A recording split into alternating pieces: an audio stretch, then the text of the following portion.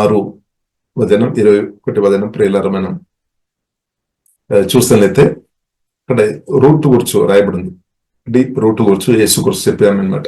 అంటే మనం లోతైన అంటే దేవుని యొక్క వాక్యములో, దేవుని యొక్క ప్రేమలో, దేవునితో ఉన్న రిలేషన్షిప్ లో మీరు లోతు ఉండాలన్నమాట. అది మన ప్రభు కోరుతుంది అనమాట. దేవునికి స్తోత్రం. లోతుగా మనం లేదు ఉండే కొన్ని సవాల్స్, కొన్ని సమస్యలు వచ్చినప్పుడు మనం ఇటు కదలే పరిస్థితి రావడానికి అవకాశం ఉంది అని ప్రభువుకు తెలుసు.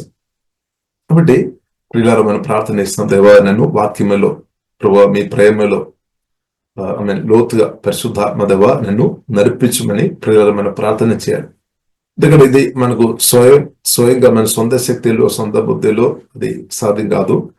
మనం కోరుకోవాలి. ప్రభుత్వం మనం చెప్పడం, ప్రభు పరిశుద్ధాత్మ సహాయం వలన మనల్ని నడిపించాలి అనమాట. మనల్ని నడిపించాలి. దేవునికి స్తోత్రం. కాబట్టి ఈ కాలంలో ప్రియులారా మనం వాక్యములో మనం లోతుగా ఉండాలన్నమాట. ఎందుకంటే ప్రత్యేకంగా మనం చూసినట్లయితే అంత్యకాలంలో మనం ఉన్నామన్నమాట. అంత్యకాలంలో ఎన్నో శ్రమలు, ఎన్నో సమస్యలు ప్రియులారా మనం చూస్తున్నాం.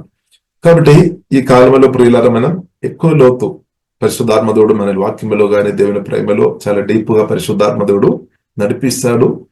ఇది ఒక సత్యం ప్రియులారా మనం అర్థం చేసుకోవాలి. సువార్త విని కొత్తగా జన్మించినప్పటి నుండి మనం ఆత్మలో యేసుక్రీస్తుతో మనం చాలా డీప్ గా మనం క్లోజ్ గా ఉన్నామని సత్యం ప్రియులారా మనం అర్థం చేసుకోవాలి. ఎందుకంటే రోమీయులకు రాసిన పత్రిక 5వ అధ్యాయము 11వ వచనంలో ఆ మాట రాయబడింది అనమాట.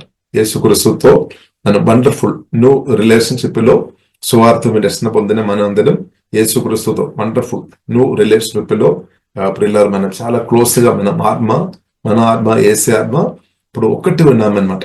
నా ఆత్మ యేసే ఆత్మ ఒకటి ఉన్నా, మీ ఆత్మ యేసే ఆత్మ ఒకటే ఉంది అని సత్యం ప్రియులారా మనం ధ్యానించుకోవాలి, అర్థం చేసుకోవాలి. రెండుగా లేదనమాట, దూరంగా లేదనమాట.